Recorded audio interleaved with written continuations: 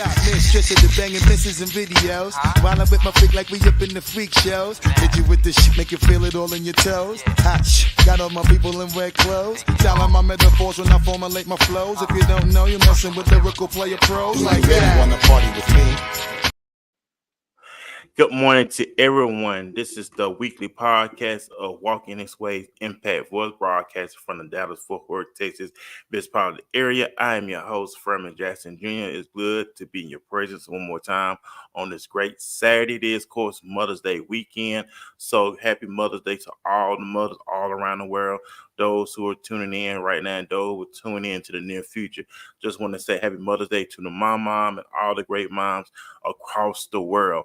Also, in the capacity of my guest, Rowe, I would like to highlight that she is a licensed attorney who has gained numerous accolades. These recognitions include being listed as Who's Who in America, receiving the Child Advocate Award, being recognized as a top 10 attorney in family law, as well as being named in top 40 under 40. I just want to hand you a quick introduction. Rowe, thank you for taking time out of your productive schedule to come on. First of all, happy Mother's Day to you as well. Thank Mother's you. Day weekend. Thank you. Thank you for letting us into your world. With your professionalism, you're doing great things. Just on that path of showcasing extraordinary people who are doing extraordinary things, and you want to know individuals. So once again, thank you. So go ahead, give us a background on who this phenomenal woman is. Well, first and foremost, thank you so much for having me. I appreciate you sharing your platform and your spotlight. So I'm so happy and honored to be here. As you mentioned, I'm an attorney and my practice is in 3 states, Michigan, New York, and Virginia, soon to be Georgia. And we're also international. We have an immigration firm in Ghana.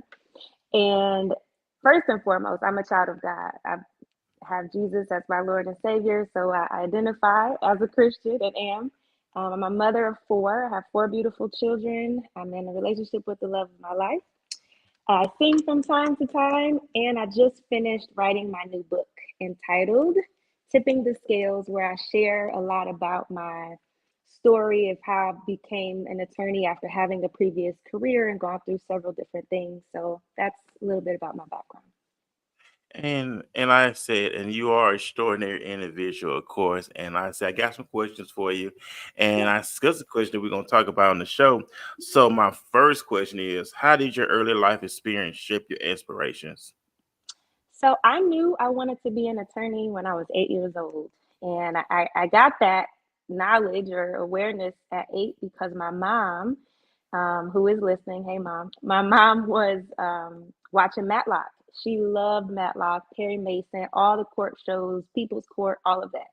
And my mom was my best friend. So I wanted to, do everything she did. So she'd be watching Matlock at night. I'd be sitting right there beside her, watching it with her.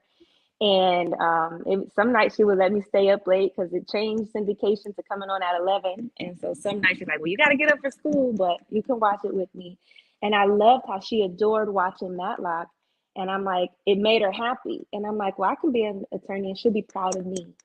So that was the first awareness of wanting to be a lawyer. And then it just stuck with me. So.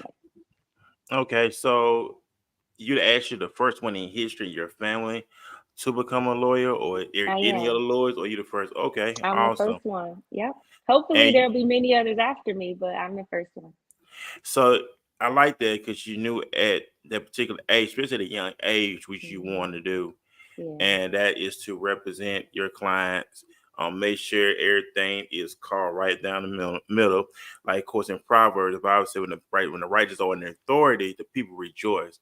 So we Right. need to have more in these platforms when it comes to the jurisdiction system, law system, and that you represent your clients very, very well. So when you took that journey of becoming a lawyer, um, the work, I mean, how was the grind? 'Cause I know it's work Ooh. putting in, but I applaud you because I know you made some major, major sacrifices to get to the point where you're at today. What advice would you give someone who wants to get on that path of greatness? In your own opinion, what is the principle you took and make those sacrifices in order to become great? Because we know there's a lot of sacrifice in order to become great. Yeah. So, I mean, it is work. It is not easy by any means. So the grind, I will say, at the time I was in law school, I was working full time. I was raising my four children. I had recently gone through a divorce. My parents had divorced, so I adopted my two siblings, or my two younger siblings came to stay with me. And so I'm raising six kids, and I'm in law school and I'm working. So hard is an understatement, right? But I believe, and I live by a philosophy, when you want to do something, you will. And if you don't, you'll find an excuse. So it was hard, but I did it. So yes, it included many sacrifices. So there was some events at school, my kids' school, I couldn't go to. There were events at church I couldn't attend. There was hanging out with my girlfriends. For a long time I didn't know what that even meant. So my nights were consumed with studying after the kids went to sleep. I remember one night I was studying for my contracts exam, and my daughter was sick, and so she kept waking up, and I'm having to like take care of her as well as study or whatever.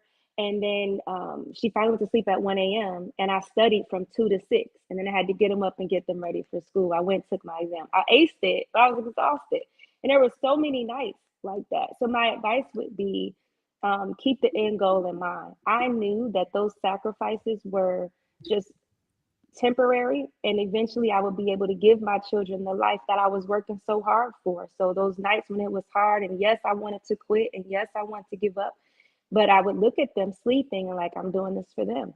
So I would say, get you a goal and stick to it.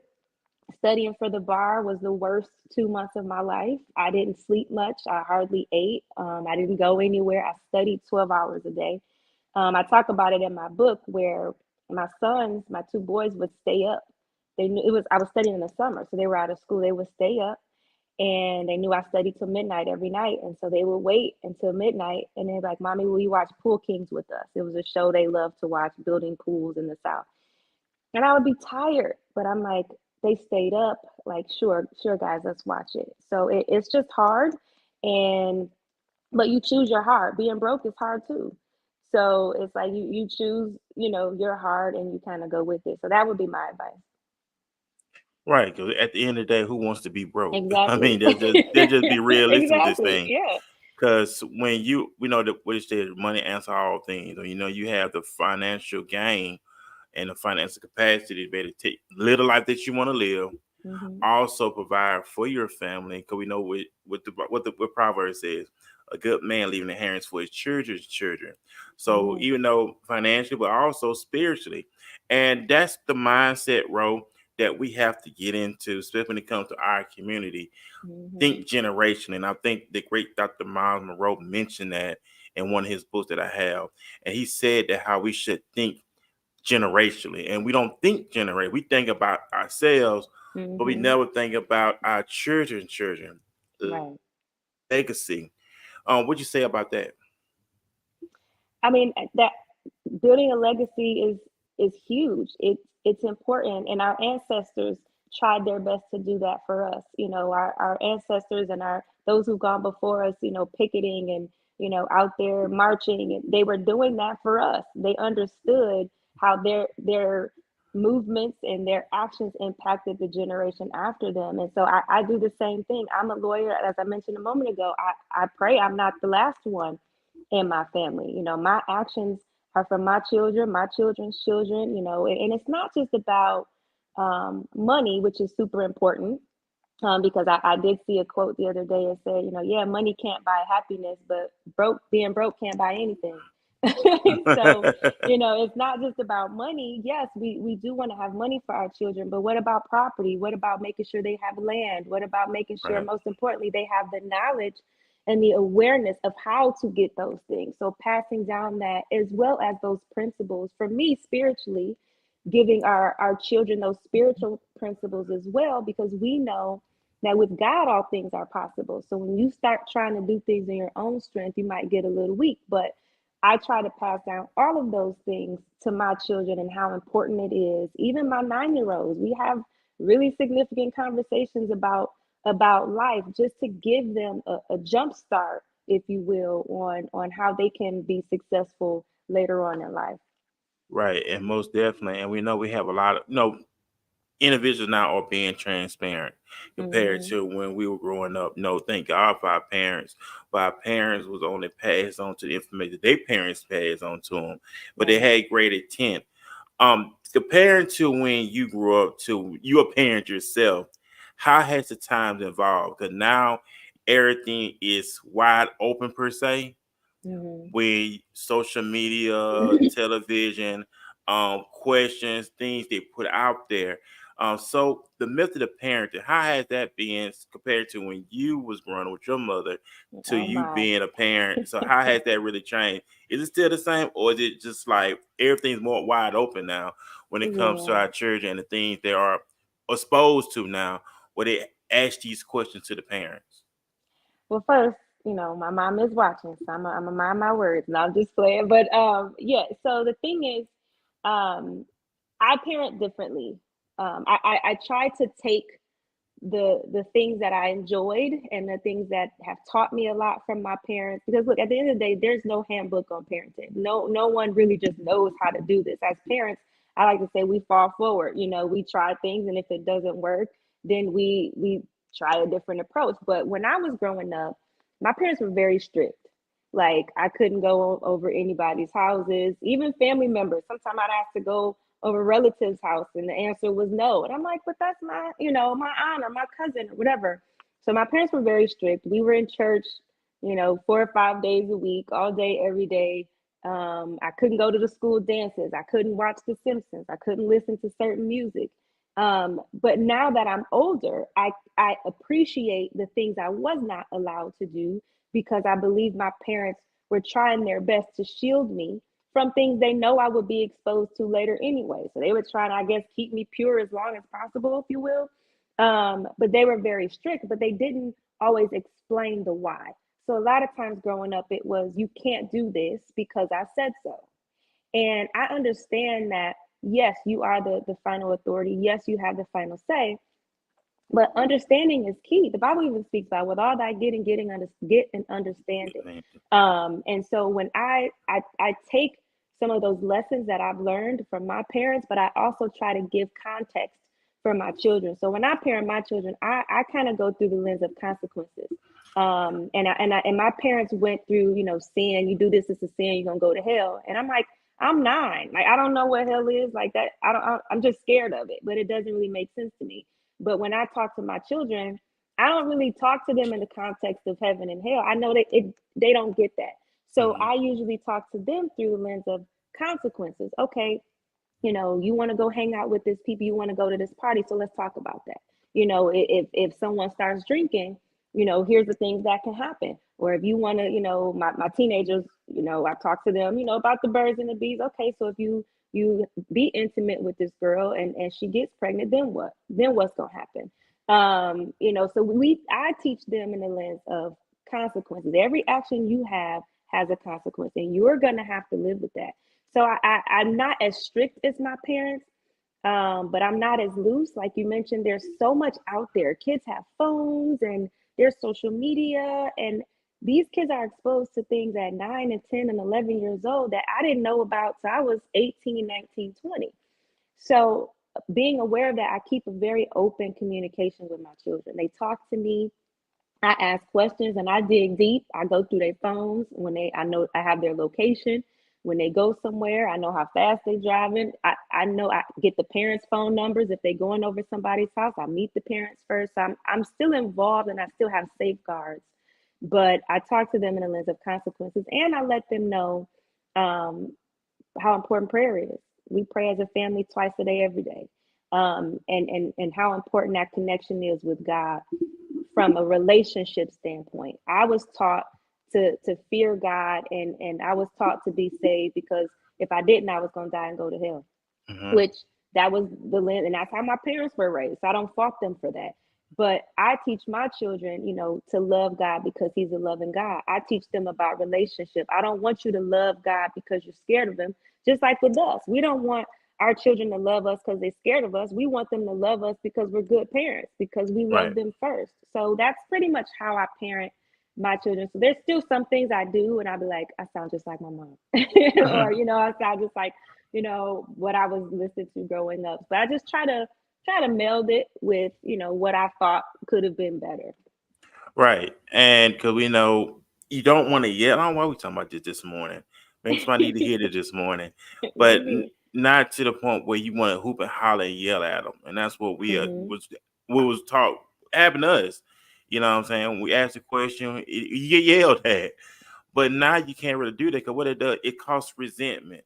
Hmm. And once resentment kick in, it's kind of hard because that's when they start going on the outside getting answers, and some answers shouldn't be getting, but they start getting these things, this information, and then they start getting this information like, where you just come from, and where you Hmm. get that from? Therefore, who taught you that? I didn't teach you that. And but they start getting these things where, well, I try to ask you, you fussed at me, so this individual opened up to me and it set me down and explained. But I'm glad now that parents are open and being more open minded per se, Hmm. that they Hmm. are being transparent. And a lot of things we were not exposed to when it came to sex or same sex or all this stuff now, but this stuff open now where you have children who say, well, I think I'm like the same sex, mom, and if you say that back then, you would got fussed at. But I'm glad Hmm. now we start to have these conversations Right, per right. se Hmm. to what to say with all that get a good understanding. What you want to say about that to open communication? Open communication is so important. It's so important because children want to feel, I mean, even us as adults, communication is important to us. We want to feel understood. We want to feel heard. And children have voices too. In my practice, I represent children who are going through, where their parents are going through divorces, or their parents are fighting over who gets what weekend or who gets what time. And I admire that about the courts in New York because they give the children a voice. They allow the children to be heard in that decision. And so communication is important because a lot of times my clients say things like, I can't talk to my dad, or I can't talk to my mom. They don't listen to me. They just yell at me. They don't understand me. And so having that experience from work and just how I felt growing up, I try to make sure I have open communication with my children. And the thing is, transparency goes hand in hand because I don't just tell my children don't make a mistake because it's a sin, or don't make mistake because there's consequences. I'll share my mistakes that I've made with them. Okay, yeah, when I was your age, I was curious about X, Y, and Z too, and I tried that, and here's what happened to me. So I give them. I'm not coming to their level because I'm still their parent, but I'm Right? Yeah. communicating with them in a way where they feel safe. It's a safe space to talk to me because even if, and I tell them, yes, I might get mad, or I might be, I might feel some kind of way because you may say or do something I don't like. But at the end of the day, I want you to be honest with me, because if you're honest with me, we can deal with whatever the consequences are. But if lie, or you don't want to tell me, and you go tell Johnny and Ray down the street, and then I said, no matter what, I'm still left to deal with the consequences of your actions. So it'd be better if we can just communicate and talk about how you're feeling up front. And I recall one time, my son, I went to a dance at school, and I told him, I gave him the trust speech. I'm trusting you to go and do the right thing, and have a good time, be home at X time. I said, if something, he went with his friend, and I said, well, if you want to come home, if anything happens, you can call me, let me know. I said, but you have a good time. And I had prayed about it. I was okay. I'm like, he's gonna go, he's gonna be fine. And a couple hours into the night, my son called me, and he's like, Mom, can you come and get me? And I said, sure. I said, when I went and got him, I said, well, what happened? And he said, it was getting out of hand. People were doing things. I didn't want to be a part of it, and I wanted to come home. And I believe that was possible because we foster a relationship of clear and open communication. And it could have gone so many other ways, but I'm thankful to God that because of the conversations we have, and that's not to say they don't still make mistakes, but we can talk about it. So that's pretty much my long answer to why I think communication is so important. And most definitely. Matter of fact, we're gonna talk about some more stuff. We're gonna be talking about fear. That's another thing I want to talk about too with you as well. Also, after this commercial break. I originally visited Dress for Success in 2012. I was laid off. I had an interview coming up. My child care provider referred me to Dress for Success, and when she told me about the program and how much it was set up for women, it was a no-brainer. I felt crisp because I knew the information, I knew what I bring to the table, but I didn't have a complete look. There was an opportunity for me to go and get suited, and when I put that suit on, it gave me the confidence and everything that I needed to really move forward. Everything within that suit was sleek, it was polished, and it meant business. At that next interview, I was offered the position because of that suit. I no longer have that suit because I paid it forward. Now another woman gets to experience exactly what I felt through the power of that suit. People may not understand your journey, but your journey is yours, and as you stay the course, Dress for Success provides lifelong resources. Dress for Success really changed the trajectory for my family. We've been thriving and living out loud ever since. And the journey never stopped. I'm still connected to Dress for Success today. Things go good when you expect things to go good.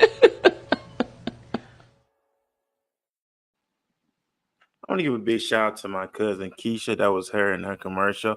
Big shout out to her. She's doing major things in St. Louis. She's a conference speaker, book author herself, and she's doing great things. So that was her in her commercial. Big shout out to my bloodline, of course. And we're back here this morning with Rowe as well. I want to you triggered something, and this conversation came to mind. Rowe, I had with an individual in the workplace, and we was talking about being honest and truthful, and then how then the individual said, "Well, I'm not married, and I'm not anyway." But we talking about this, and I saying that you should be honest and truthful with your significant other. And then the conversation was, "Well, you can't be truthful about everything." So I say, "Well, you lie out of fear. You lie out of consequences. That's what people do." I said, when you were a child and you got in trouble, and your mom said, "Did you do this?" First thing you did, you lied. You lied because you didn't want to get a whooping. So I said that's the same thing you do with your significant other. If you tell your significant other the truth, you've had a fear of the consequences of, okay, I tell her the truth, she's gonna up and leave me and don't want to be with me no more. So that's what I was talking about. I said you lie out of fear. And that's what we did. When you did things and they question you about it, you lied. Why? You did it out of fear of the consequences of saying, okay, I'll tell the truth, I'm gonna get a whooping. I tell the truth, she gonna up and leave me. What you say about that? So I think that's a great point. I think I agree, and I also want to add that sometimes people also lie out of compassion. And I know that sounds weird, but taking a significant other relationship, if us as women, we're very, very, very concerned with our Right. appearance. And if I say, honey, do I look fat in this dress? He's not afraid I'm gonna leave him, but he may say, "Oh no, you look great," out of compassion for my feelings, right? Like not wanting to hurt my feelings. But I think the biggest reason is what you said. Yeah, people lie out of fear. But I also feel like it's coupled with not having a safe space. You're afraid because you don't have a safe space to land, and that needs to be addressed first. When you, at least for Pete and I, we have a great relationship. We can talk about anything. We foster that relationship where even if it's uncomfortable, I'm not afraid to talk to him. It may not be the happiest of conversation, or even if we disagree and there's something he wants to share with me, he's not afraid I'm gonna just spaz out and go off and go angry black woman on him.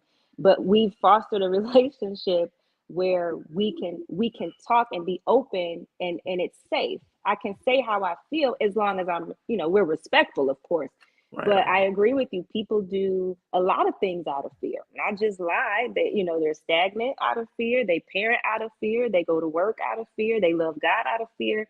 And it is such a huge part of our lives that needs to be addressed. But I agree with you. I think the primary reason people they lie because of consequences. Yeah, because it was like I said, just the things that individuals say and do. Hmm. Just like leading someone on. If I tell anybody, if you're not really feeling a individual on that type of level, then don't lead them on. Be honest, be truthful. And I tell, especially with them guys, I'm telling you guys, women know what you want. They already know. They're not they're not naive to what you want, but they know what you want. But it's where you go about things. You know, this guy was saying, "Yeah, I did it." I said, "Well, I didn't want to be in a relationship, but you went along because you wanted one thing from her." And he said, "Well, if I tell her the truth, she's not gonna do that thing for me." Then you're doing more damage than good because you're lying, you manipulate, and you're deceiving someone.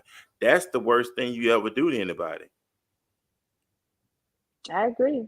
I agree. If you don't have good intentions, leave them people alone. Or but you know what? I think sometimes people are underestimated because there are people out there. If you tell them the truth, they might go along with it. They might want the same one thing you want, but you're lying about it.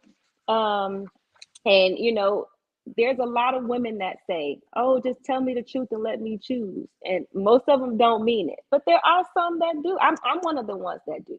I used to say, and if you tell me the truth, I can handle the truth. I can't handle the lie. Right. The cover up, in my opinion, and in my life, the cover up is worse than the crime. And I say that because if you find out something bad, you're upset. Well, why didn't they just tell me? That's usually the first response. Like, well, why didn't they just tell me? Yeah, I might be hurt, I might be mad, but if you tell me, I can kind of figure out what I want to do. So I agree with you. Right. It's just like it's a conversation. Like if someone came and tell you about you and your significant other, and you be like, you know what, we already talked about that. It was already addressed. If that makes sense, because individual come and will try to bring stuff, but you be like, we already talked about that. He told me that months and months ago, so you don't have to bring it up. Exactly. It's already Yep. been nipped in the bud, basically in so many words. Yeah. All Absolutely. right. So my next question is: can you recall a specific moment or event that set you on the path to where you are today? Yes, absolutely. So I remember being an undergrad. I went to University of Phoenix because they had an accelerated program. I wanted to graduate faster, whatever. And I was in a communications class, and we had a black professor. He was amazing. And week after week, we would do our work, and he would give his speeches on the topics of class or whatever. And one day, he starts talking. I know it was God because he had never done this before in our classes.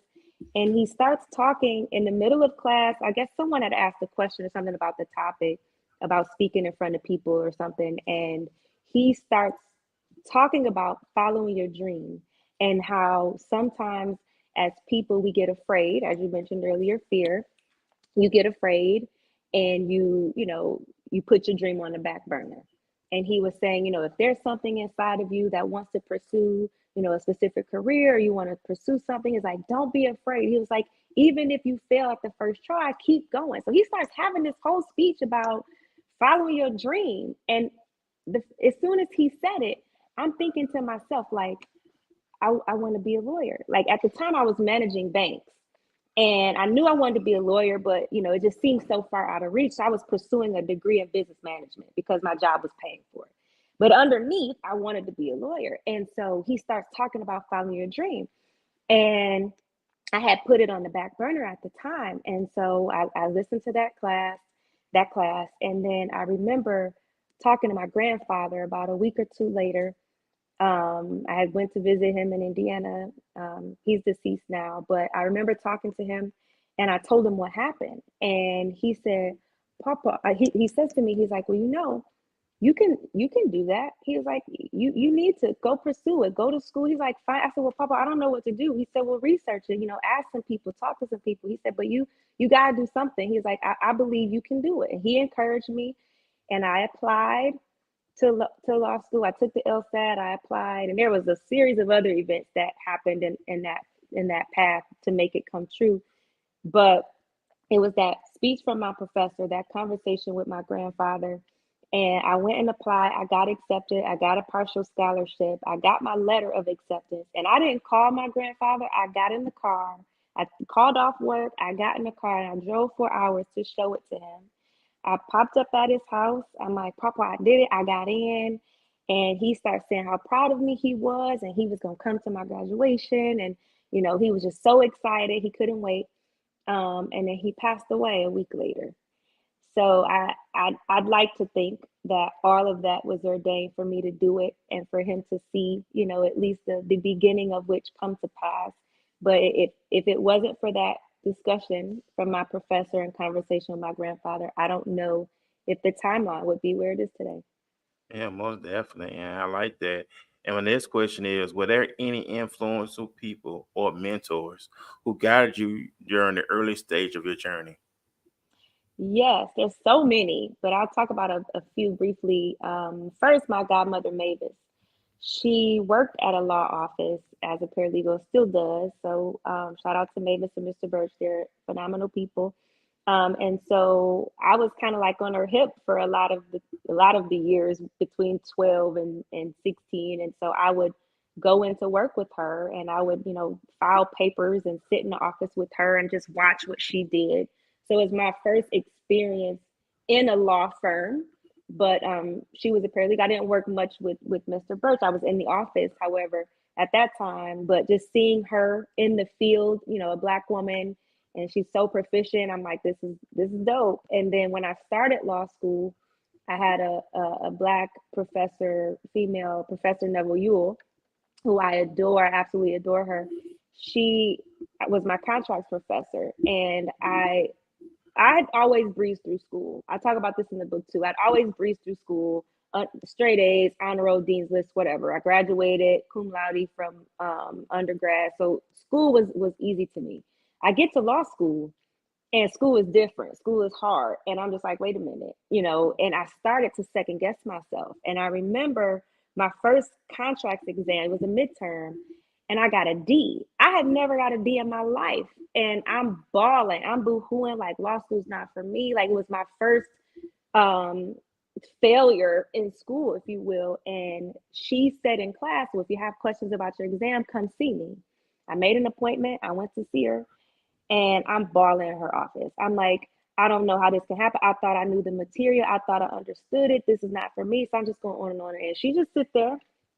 She let me get it out. She handed me some Kleenex, and she let me get myself together. And she said to me, she said, law school is a different beast. She said, these tests aren't like any other test you've ever taken. She said, you know the material. She said, you just have to understand how to take the test. And that'll preach, right? Because in life, we know, the material, if you will. But when we're tested is when we fall out and faint and we lose sight. So I said, well, help me, how? And she said, this is how we're testing. And she started giving me examples of how different aspects of law school, different aspects of the material are tested. And she worked with me, and I met with that lady I said, well, even at this point, can I still pass the class with the D, on the midterm? And she said, yeah. She said, in fact, you can still get an A, but she said, it's going to take a lot of work. And I met with her, and I saw how dope she was. She had went to Yale. She was a mother. She was a wife. And she owned her own firm. She's killing it. And I'm like, well, if she can do it, I can too. So seeing her in a role that I wanted, and her encouraging me and telling me I can do it, and showing me, because we see so many times in our careers, in our fields, there's people who they'll close the door behind them, right? They're not trying to help anybody else get in. And she was just like, no, you can do this. I will help you. And so if it wasn't for her, it's very likely I would have dropped out of law school, because I'd have been like, this is not for me. I'm, go on, keep pursuing the management field that I was already in. So I would definitely say those two. There's so many others, but I know for time purposes, I won't go into it. But those two stick out the most. Man, that's what's up, Rowe. Hey, we're going to take another quick commercial break, and we're going to be right back in our Q&A conversation. My name is Furman Jackson Jr. I am excited to be one of the affiliated for the professional networking session brought to you by 3-in-1 Trinity Service. This awesome event will be taking place on Saturday, May 18th, year 2024 at the Bill J. Priest in Dallas. This will be a very impactful event for like-minded entrepreneurs. Come out, network, experience, and most importantly, support the pitch contest that's going to be a part of this extraordinary event. I will see you there. Hey y'all, Shane Pratt here. I'm super excited to be your MC for 3-in-1 Trinity Services Entrepreneur Conference and Pitch. Come and join us May 18th, 12:30 to 5 at Bill J. Priest in Dallas. This will be a very impactful experience filled with fun, learning, and most importantly, support for the pitch contestants. Remember, that's May 18th, 12:30 to 5 at Bill J. Priest. Get it on your calendar. I can't wait to see y'all there.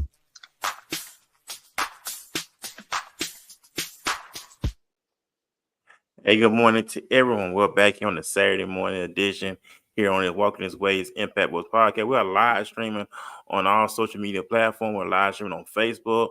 We're live streaming on LinkedIn. We're live streaming on YouTube, Twitch, and X, formerly known as Twitter this morning. And we thank everybody for in the comment section. Big shout out to those in the comment section this morning. It's truly, truly appreciated.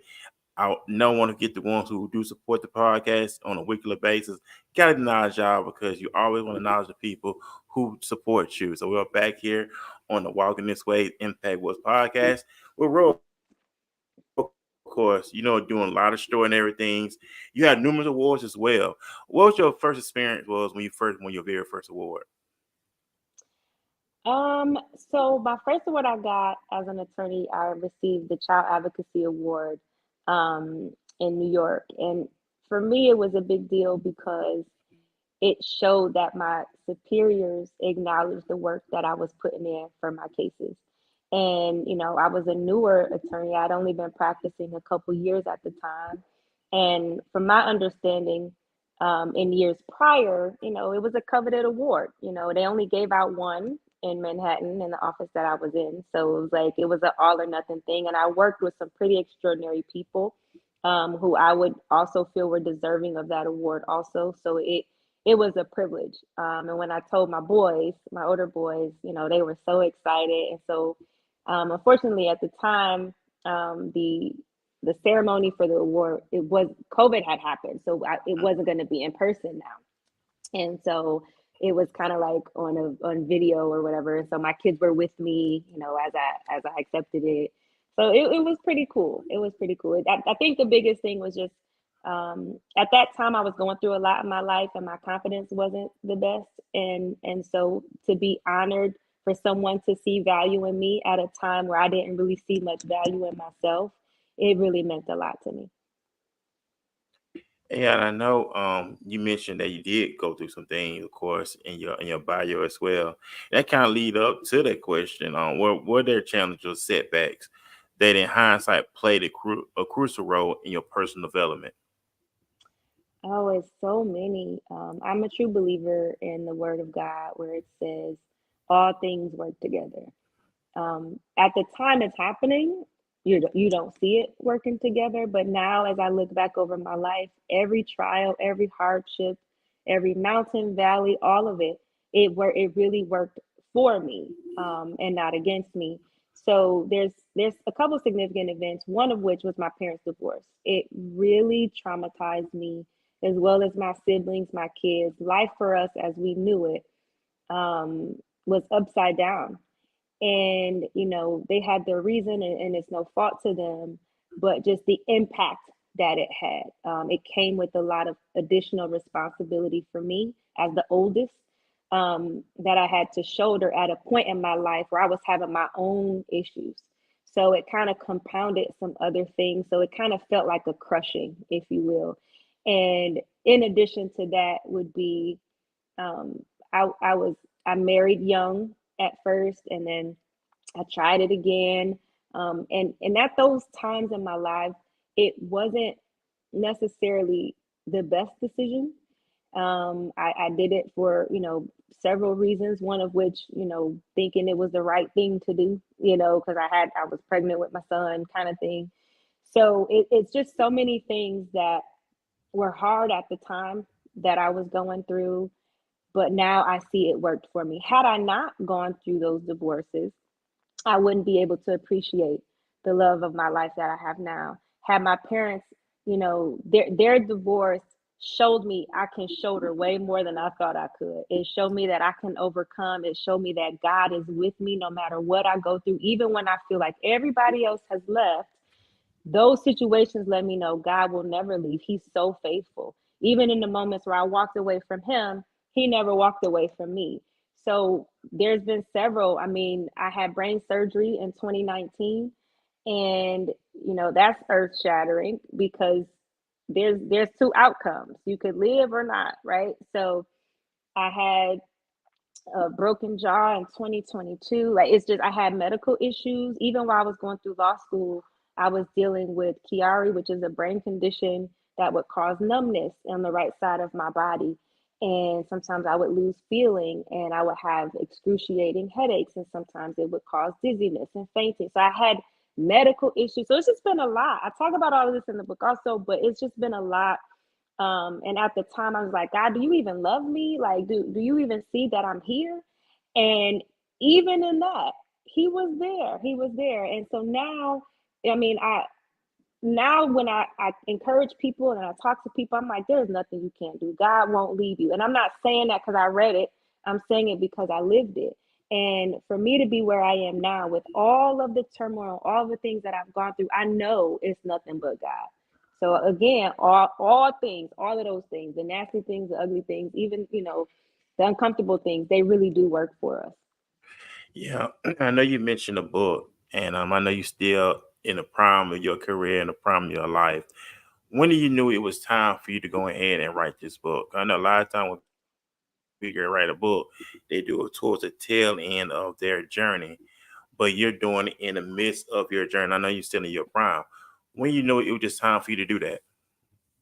You know, it's weird because I knew, I don't know the first moment I knew, but I know my cousin Angie and I were talking. I was going through something, one of the many things I was going through, venting to her about. And I was talking to my cousin, and she was like, "Girl, you'd have been through so much. You should write a book." And I'm like, "I know, right?" And then that was just a conversation. But then it seemed like a series of conversations with different friends or relatives, or, people, when I would try to encourage somebody that was going through something, I'd be like, God can help you because I went through this. And as I'm telling them my story to encourage them, they looking at me like, "You went through that? You should write a book." And so it just kept coming. It just, people kept saying you should write a book. And then at a time I was, in a relationship with someone, and it wasn't the best relationship at all. And I brought up people keep telling me I should write a book, and he slammed that idea. Like, you're not successful enough, and ain't nobody gonna read no book about you. Like, he just like took that idea and like bought it up and threw it away, and that just crushed my confidence. And so then I'm like, well, maybe he's right. And I start thinking, listening to that. So for years I put it away, and people would still keep telling me. And then one day, I was scrolling on Facebook, and the gentleman who connected us, Right, right. my book Big shout coach, out to him. Yeah. big shout out to Coach Trent. If you are thinking of writing a book, please call him. That man is anointed. But anyway, he made a post. I don't even know how he popped up in my timeline. We weren't friends or anything, and he had made a post like, do people keep telling you need to write a book, and all those things you went through in life wasn't just for you. By writing a book, you can help so many people. But like, basically, he said in his post what all of my friends have been telling me for years. And I was like, well, God, maybe this is a sign. So I prayed about it. And I'm like, well, Lord, if this is what you want me to do, make the way. And one of my other friends had recently published a book. And so I reached out to him. Congratulations. I'm so happy for you. And he said, I don't know what you're happy, for me for. You're supposed to be out here with me. And he start ministering to me like, you need to do this, and God is going to use you to touch so many people. And so I just leaned into it at that point. And my goal, honestly, is to write so many more. So I know some people towards the end of their life, they write one book and they're done, but God has given me so many book ideas that can help the kingdom. So I do plan to do more. So that's pretty much the progression, how it happened. Yeah, I know you mentioned the last relationship you went through. So you say in that when you experienced mental abuse as well, can when you present him that you want to do this and you're not successful enough. So do you go through mental abuse as well also? Because we know mental abuse is the worst abuse. You can have physical, the scars will heal from physical, but it's something about that mental abuse that really does something to someone. Absolutely. I went through emotional abuse in that relationship. It was hard. And you don't I didn't realize it as it was happening, because you think you just trials, you think it's just, life happens. But it's the little things, it's the microaggression. They say it's the little, what is it? I can't think of the phrase, but it's the little mice that attack the vine or something like that. But it was the little things, like, when I got an award and I shared with him that I got an award, it wasn't congratulations, you deserve it. It was like, oh, well, maybe they feel bad for you because you had surgery, or maybe it's this, or maybe it's that. And so it's like nothing I did was good enough. And then even in addition to that, you start believing. And at the time, I was away from my family. I was living in another state at the time. And so I didn't have a lot of friends and family around. And so if that's what you're presented with on a daily basis, what you feed will grow, right? And so if you're hearing that, and you're not strong enough in your faith, and you're not strong enough mentally, it'll start to wear you down little by little. But I kept my worship. And that's important to note, because those are the moments where God was still there. So it was a battle, if you will. But I will say that, there's no wound God can't heal. And so even after I left that relationship, there was still residue of low confidence, low self-esteem, because I had gone through it for a few years. And so then I'm trying to dig myself out of it. And I'm working, and I'm getting accolades, and I'm telling people thank you. And my clients are like, yo, you changed my life. Thank you. But deep down, I'm still questioning whether or not I deserve it, whether or not I'm worthy enough. And at times I still kind of battle with the imposter syndrome, but I'm so grateful that God has blessed me with people who love me, that are around me, that pour into me, my friends, my family, my children. They pour into me, and they let me know, like, you rock. And they not just saying that because, they're my family and friends, but they point out specific things that I do. My sister yesterday, I took her to dinner, and she's telling me how much I encourage her and inspire her. But even with Pete, and I, my fiance I'm with now, he talks to me and he uplifts me. He never downs me. He always encourages me. Even if I'm asking him, I'm trying to vent to him about something about myself, he does not partake in that. He's just like, nope, I'm not listening to that. Nope, we don't do that over here. And it's so refreshing. And when we first got together, he would pour into me spiritually and physically. I mean, he still does, but he would do that. And it was uncomfortable because I never had that before. And I didn't know how to receive it. And so I would cry. And he's just like, why are you crying? And he, little by little, just like little by little, the enemy was taking it from me. Little by little, God was giving it back to me through him. And so we would have a conversation, and he would just start pouring into me, and I'm in tears. He's like, why are you crying? I'm like, I've never had this before. And I started to feel like I can do this. My confidence started to grow. I started to be more encouraged, and I'm just like, wow, God is so good. And so now I'm at a space where I'm more confident. I know that I should be here. I know that the things that God has blessed me with, I deserve them. I've worked hard for them, but it took some time. But it was because of the emotional abuse that I've experienced in the past, trauma that I hadn't dealt with. So go to therapy, people. It works. And also by having someone in my life who pours into me and doesn't just take away from me. Man, that's what's up right there. And then let's talk about activities and hobbies, of course. So what activities or hobbies bring the most joy and fulfillment outside of your professional life? I love that question. So my first hobby, I like to sing. So I sing a lot. I sing at church. I used to sing professionally years ago. Okay. But I sing. I enjoy spending time with my kids, my family. We go bowling. We're a bowling family. I love the beach. Any place where there's a beach, please take me. I enjoy. I feel like God speaks to me through the waves. I don't know what it is. I love being on the beach. I love coffee.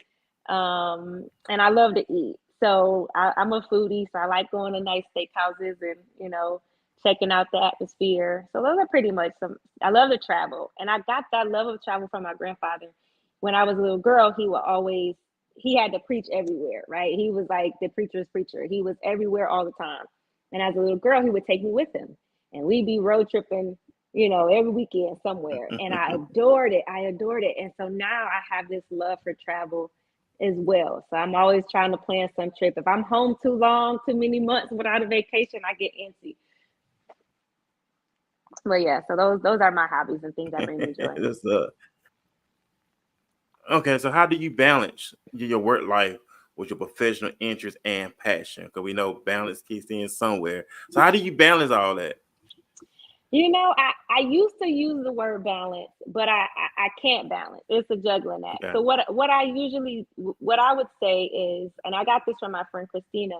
She talks a lot. She's a life coach. She talks a lot about being in alignment. And I think when we look at it that way, instead of trying to balance it all, because when we're balancing, there's this teeter thing going on. Right, And right. sometimes you can be unstable when you're trying to balance. But when you're in alignment, you kind of flow, right? And so what I do is I prioritize most certainly, and I schedule. I'm very intentional about my schedule, because if it's not on my schedule, it's not going to happen. So I take my priorities for the week, if you will, and I say, okay, this week, what are the things I have to get done? I have a whiteboard. It's out of my reach. I would show you, but I have a whiteboard, and I put my priorities for the week. I have to do these 5 things. And then I say, okay, well, given my work schedule and given life and what the kids got going on, how is that going to happen? And I schedule it. Now, there are times where it doesn't go according to schedule, but I at least have a blueprint, and then, I tweak it as needed. But I'm very intentional about my work. I'm very intentional about spending time with Pete. I'm very intentional about spending time with my family, my children, my friends. And I'm very intentional about my worship time with the Lord. And so I plan all of those things. I make sure I see, my older son, Bryce. I see him every other week, Tuesdays and Thursdays. I make sure, Mondays are my travel days where I have to, go between New York and Michigan and Georgia. I make sure, that every week I do something with the kids on the weekend. Every week I speak to, clients for court for the following week. So you just have to be intentional, but also in alignment, because sometimes God will step in and say, take off today. I want to talk to you. Or, my daughter will be sick and now there's no work. Now I have to be with her. So if you're in alignment, things will flow, and it'll be the outcome you're looking for. I think it will be there. When you're trying to balance, you feel overwhelmed. At least for me, when I was trying to balance Hmm. things, I felt overwhelmed. Like, oh my God, it's always something I got to do. And at times I still get overwhelmed because my schedule is a mess sometimes. But when I was focusing so much on trying to balance everything, it was just so much harder. So now I'm like, okay, let me just boil it down to the few things I really have to do, and then I'll fit in everything else. And that seems to be working for me. Well, that's what the most important thing, bro, that it works for you and works together for your good, of course. And I'm Yeah, asking you this too. Can you share a specific way in which you aim to positively impact the lives of others? absolutely. I remember asking God for my purpose. This is like back in 2019. Like, God, what is my purpose? And I was on this purpose train. I'm reading all the Miles Monroe books, TD Jakes books. A good friend of mine, Pastor James.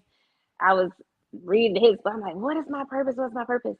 And the Lord was just like, you are not going to find it in one of their books, right? Like, I created you. Ask me, talk to me about it. And so I went into prayer, and the Lord spoke to me in prayer. The Holy Spirit told me that my purpose is to advocate and encourage.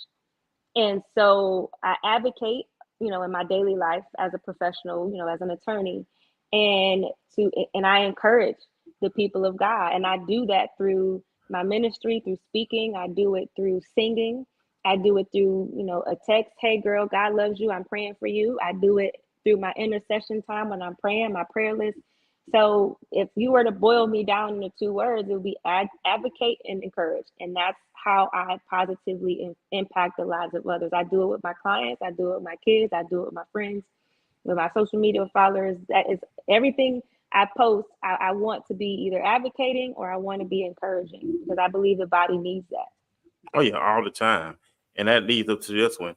How do you align you talked about that earlier? How do you align your daily actions with the long term legacy you hope to I almost say where hope what leave behind? Absolutely. Daily actions, prayer. Prayer is most important. I start my day with prayer. I end my day with prayer. And being in alignment with God's plan. My goal, my heart's intent is to do what God has me to do, to be where He wants me to be and say what He wants me to say. So I start every day with prayer. I pour into my children daily because I believe they're little plants and they need water to grow. And I speak life into them. I pray over them. I talk to them. I encourage them. I focus on my priorities for the day, as I mentioned. What do I have to do today?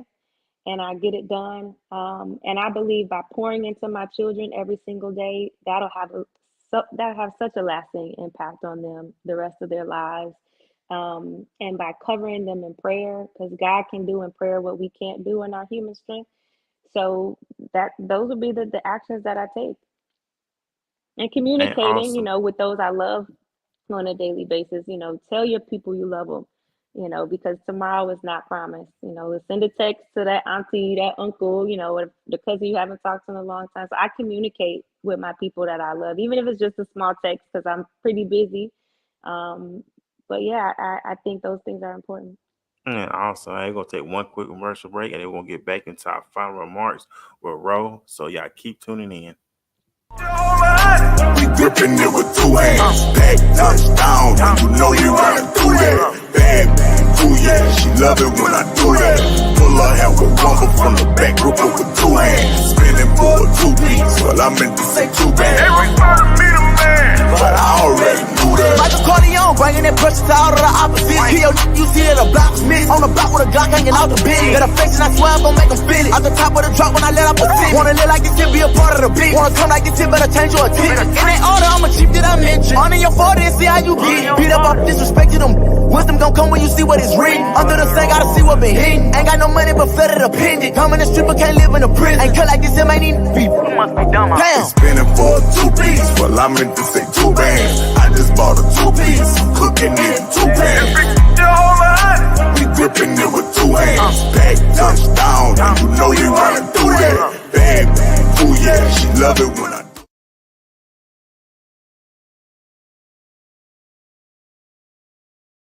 Hey, what's up, ladies and gentlemen? We are back here on the Walking This Way's Impact West podcast. This is our Saturday morning edition.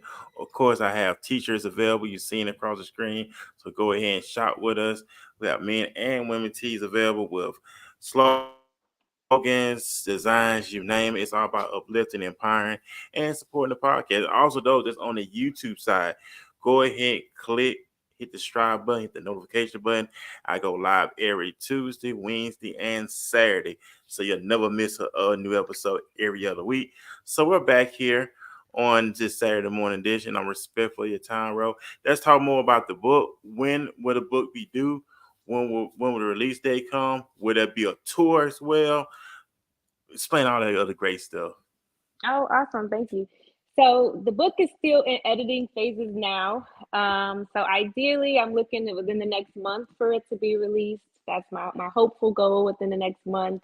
I haven't really thought about a tour. I know there will be a signing, so I'll do a book signing. Okay. So I'm not really sure about the tour, just with my schedule with the kids and all of that right now. I don't know how feasible it would be. Right. However, I do intend to do two signings, one in Michigan and one in Georgia.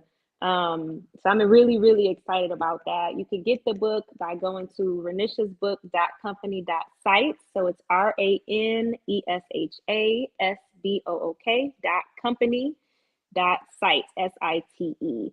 So you can follow me on social media at Rowe Necole. I'm really, really excited about this book. I poured my heart and soul into it. It took me so long to write it because I kept, I don't know if I want to share this. People might, it might hurt somebody's feelings, or, it might expose me. I didn't want to feel exposed, basically exposed in a sense like telling my business, Right, yeah. But I understand that I went through those things to help people. And so I'm like, I gotta get this out here, get it out of my head, get it on the paper. Coach Trent was great with helping me do that. So I'm super excited about the book. Man, that's what's up. And then think about that, maybe think about in the beginning when Adam and Eve and how the Bible said they was naked and they was not ashamed. And that's how God wants us to be. God wants us to be naked and not ashamed. We don't have no clothes on. Everything is shown, right? So God wants us to be that way. He wants us to be open, but not be ashamed. The enemy wants you to be ashamed. Oh, if you say this, what they gonna think? what they're gonna say, or they're gonna look at you differently, or they're not gonna be receptive, or you're gonna lose people. And then if you bite off into that fruit, and then you be like, yeah, you're right. But you overcame all that. Because the scripture says that God Hmm. did not give the spirit of fear, but power, love, and a sound mind. And congratulations you on your book, being a Thank book you. author as well also. And like I said, I'm respectful of your time. So I'm going to ask you this. Do you have any signs of advice, any words of wisdom that you want to leave here on the platform for those that's listening right now and those who will tune in and listen to it in the near future? Absolutely. So I'll make it brief. Number one, all things work together. All things work together for your good. So when you're going through something, you need to ask God, what's the lesson I'm supposed to learn out of this? I do find that sometimes when you go through the same thing over and over and over, it's because you haven't learned the lesson yet. So I would say all things work together. Look for the lesson in whatever it is you're going through. Number two, I would say find your purpose in God. I know a lot of people are they have that question, why am I here? Go to God. You know, when you want to learn how to use a product, you look at the manual, right? And Right. so God is the manual for our lives. So if you want to know why you're here, what purpose you were created for, go to God and pray. You know, number three, there's nothing you can't do without God on your side. There is nothing. The Bible says, I can do all things through Christ that strengthens me. So don't ever doubt yourself. If there's a dream or a goal or something you want to accomplish, just know that you can do that. Just ask God for direction, you know, do the work, because no one's going to knock on the door and hand you $1 million. Do the work, but you know, be encouraged, believe in yourself. Don't let anybody tell you what you can't do, because the only person that is responsible for your success is you. I shared yesterday with my sister, we were just talking about, you know, just traumas in life. So you can't control what happens to you, but you can So, control what the outcome is after that, right? So right. just because something happened to you doesn't mean you can't be successful. You're responsible for your success. You know, other people can do things to you, but you know, you determine how it affects you. And then Right. lastly, I would just say, don't settle. Don't settle. Don't settle for that unhealthy relationship. Don't settle for that mediocre job. Don't settle for disrespect. Don't settle for a mediocre life. So whatever life you want, go get it. Don't settle for it. Don't make concessions. If you know in your heart this is not the right person, you know, ask God for the strength to walk away. If you know in your heart this job sucks and there's no growth here, ask God, you know, for direction for your next thing. Just don't settle. I settled too much in my life and it cost me a lot of time. And my advice to others would be not to do the same. And lastly, my last piece of advice would be get my book. Awesome. Hey, you know what? That's what it's all about. You're excited about it, and that's what it's all about. So y'all make sure y'all get Rose's book. And what's the name of your book, by the way? Tipping the scales. Okay, tipping Tipping this. the scales. You know, it's a play on words for an attorney, you know, the scales of justice. So tipping the scales, how I turned my tragedy turned triumph story. So it's basically letting you know all the things that I've gone through and how I use that to become the woman that I am today. So I tipped the scales in my favor, and that's what the book is about. Man, awesome stuff. Like I said, it is Mother Day weekend, so Ro, go ahead and enjoy your Mother's Day weekend with your Thank children as you. well. And big shouts to all the mothers as well that's tuning in as well. Also, man, remember one thing, and I get big shout out to Steve Dean Williams. You said this too. Remember the graveyard. Everybody had one thing in common. They thought they were gonna see tomorrow. Let's live life Mm, like it's our last, because you never know what tomorrow's gonna bring. Live your life. And you said it earlier, Ro, as well. So don't settle.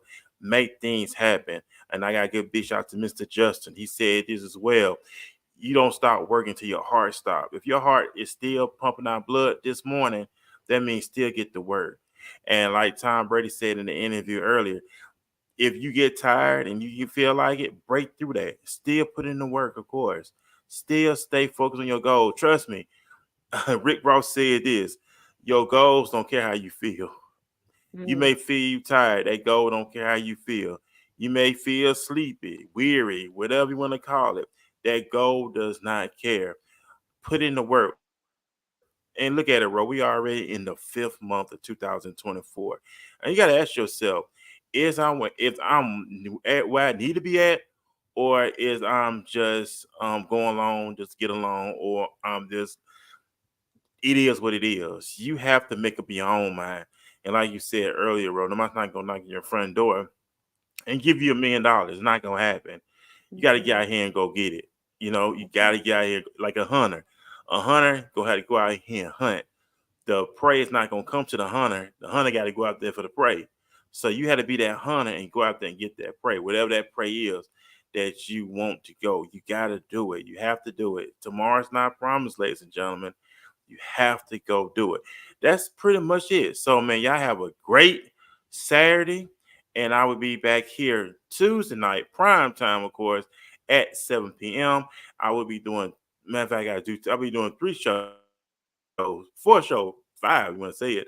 I'll be doing a Tuesday night show, then I'll be doing a Wednesday morning show at 10, and then I'll be doing a Wednesday night show at 7, and I'll be doing a special edition show Thursday morning at 10. So a lot of more content, a lot of more interviews, a lot of people sharing their stories.